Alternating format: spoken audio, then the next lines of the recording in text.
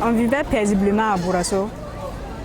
Maintenant, avec la situation sécuritaire, on était obligé de fuir, laisser notre village. Ça n'a pas été facile.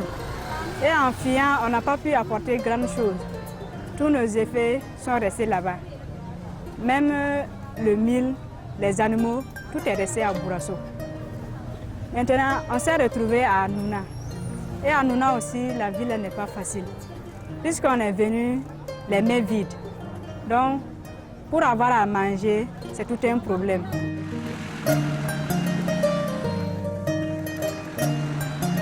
Nous sommes dans la région de la Boucle du Mouhoun au Burkina Faso.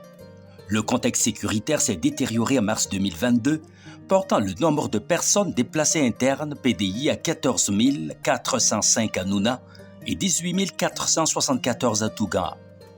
C'est sans doute ce tableau sombre qui a poussé l'OCADES Caritas Burkina, à travers son partenaire financier, le Fonds humanitaire régional pour l'Afrique de l'Ouest et du Centre, FRAOC, à mettre en œuvre le projet de réponse d'urgence à moyen d'existence au profit des populations affectées par la crise sécuritaire dans les communes de Nouna et Tougan, dans la région de la Boucle du Mouhoun au Burkina Faso.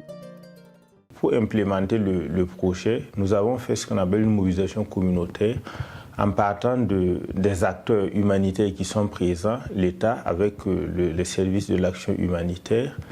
Nous avons également fait la concertation avec d'autres ONG qui sont sur place dans la Boucle du Mouhoun et qui bénéficient également du financement du FRAOC pour voir comment est-ce que nous pouvons agir dans une synergie. Mais aussi en prenant en compte de manière transversale les questions de protection et de prévention de l'exploitation et des abus sexuels. Comme nous intervenons avec des femmes, il était important aussi de faire en sorte que l'assistance que nous donnons à ces femmes-là ne soit pas source de violence pour elles dans les communautés où elles sont. Pour le choix des bénéficiaires, l'OCADES Caritas Burkina a mis en place avec les membres des communautés hôtes et les personnes déplacées internes des comités de sélection qui ont la charge de choisir les bénéficiaires en fonction de certains critères. Nous avons opté, en échangeant avec les communautés sur le terrain, de passer par les femmes pour pouvoir appuyer les ménages dans la reconstitution de leurs moyens d'existence. Ces femmes ont été choisies selon un certain nombre de critères qui prennent en compte le nombre d'enfants qu'elles peuvent avoir, si ce sont des femmes qui sont ou pas chefs de ménage, si ce sont des femmes qui ont des enfants en situation de handicap ou pas. Ce sont des femmes qui ont des difficultés liées aux aspects économiques, donc basées justement sur des critères HEA. Pour atteindre les objectifs qu'elle s'est fixés, l'OCADES Caritas Burkina a mis en œuvre des activités sur le terrain. Nous avons procédé à des sensibilisations sur la gestion financière, mais aussi à des formations sur la production maraîchère et sur l'élevage.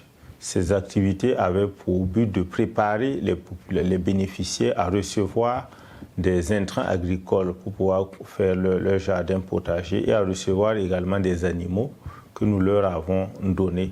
En plus de ces éléments-là, il y a eu un appui en fonds de roulement.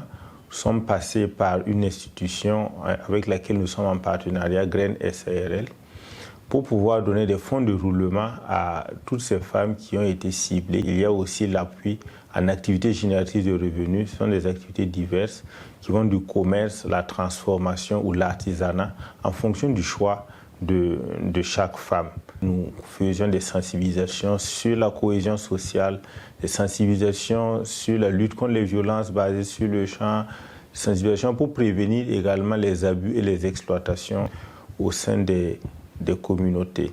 Et pour préparer la fin du projet, nous avons constitué l'ensemble de nos bénéficiaires en groupes ceci. Ce sont des communautés d'épargne et de crédit interne où les femmes sont organisées par groupe de 25, elles cotisent, elles épargnent pour pouvoir refinancer leurs activités au-delà du projet. Donc c'est une action de durabilité qui est aussi l'innovation dans le cadre de ce projet.